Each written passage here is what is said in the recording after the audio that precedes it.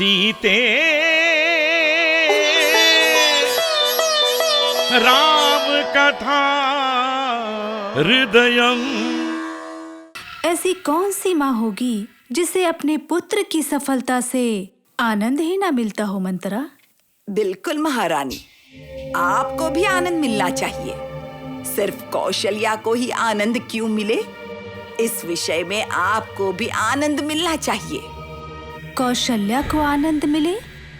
ऐसा क्या है जिससे कौशल्या को आनंद मिलेगा और मुझे नहीं मंत्रा? शब्द भेद विद्या। राम ने अपनी शब्द भेद विद्या का प्रदर्शन किया।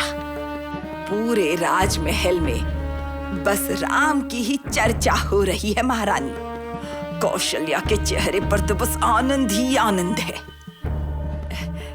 ऐसा आनंद और प्रशंसा आपको भी मिलना चाहिए।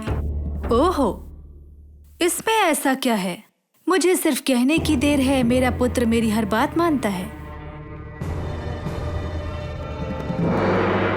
अमात्य जी, उपस्थित सभासद, जनक वंशज के राजाओं अपना शौर्य दिखाने हेतु या फिर किसी राज्य को पाने की लालसा से अन्य किसी राज्य पर आक्रमण करने वालों में से नहीं है। सदैव शांति सहनशीलता को महत्व देते हैं। आवश्यक संदर्भ में आत्मसम्मान को बचाने के लिए, अपने राज्य को बचाने के लिए लड़ने वालों में से हैं। हमारे पास परमेश्वर का दिया हुआ प्रसाद शिव धनुष है, फिर भी उसके तेज का दुरुपयोग करके अपने राज्य का विस्तार करने वालों में से नहीं। इन सब बातों का प्रस्ताव इसलिए रख रहा हूं क्योंकि पड़ोसी राज्य के आक्रमण को रोकने के लिए अब हमें पड़ोसी राज्य से युद्ध करना आवश्यक हो गया है। इसीलिए हम सबको मिलकर तैयारी करनी होगी।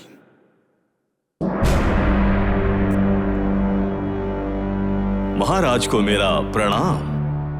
महाराज, अभी आपने जो कुछ भी कहा उसे सत्य करने का समय आ गया है। शांति को न मानने वाला उस इंद्रप्रस्थ का राजा ये कह रहा है, हमारा शिव धनुष उसे सौंपकर हमें आत्मसमर्पण करना चाहिए। और ये भी कह रहा है कि राज्य की प्रजाओं के साथ कुछ भी कर सकता है।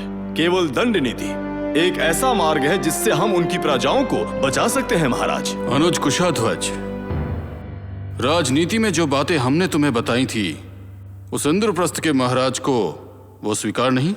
नहीं महाराज, नहीं। वो तो शिव धनुष को चुराने के लिए लालसा लिए बैठा है। वो अहंकार से झूम रहा है। उसका कहना है कि वो अपने राज्य में कुछ भी कर सकता है। उसे प्रश्न पूछने का अधिकार किसी को भी नहीं है। ऐसा कहकर उसने मेरा अपमान किया।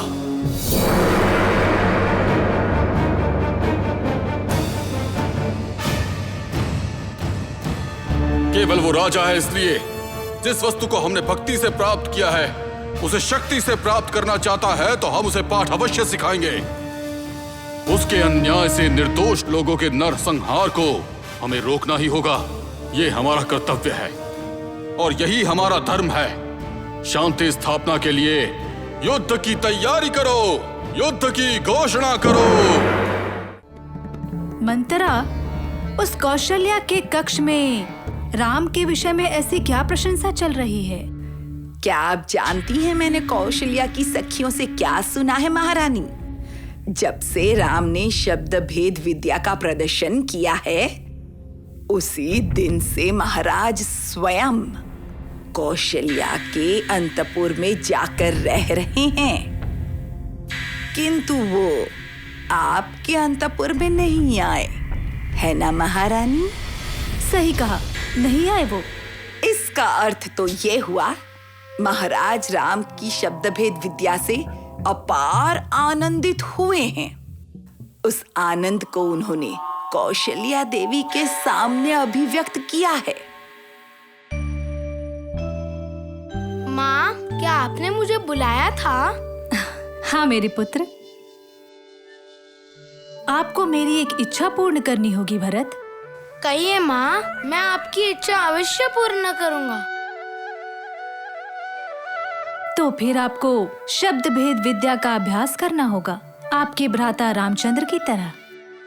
शब्द भेद विद्या को सीखकर क्या मैं भैया को नीचा दिखाऊं?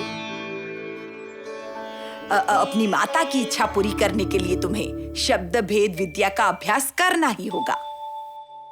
माँ की यही इच्छा है तो मैं सीखूंगा।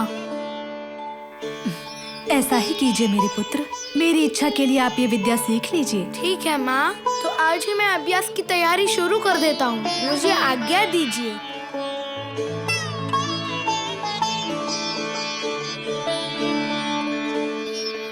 देखा तुमने मंत्रा, कह रहा था कि वो अपने भ्राता को नीचा नहीं दिखा सकता है। मेरे पुत्र भरत को इतनी छोटी सी उम्र में ही कितनी समझ आ गई है।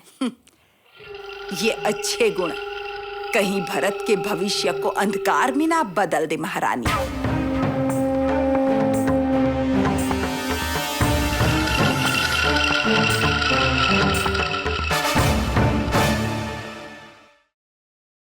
सीते राम कथा हृदयं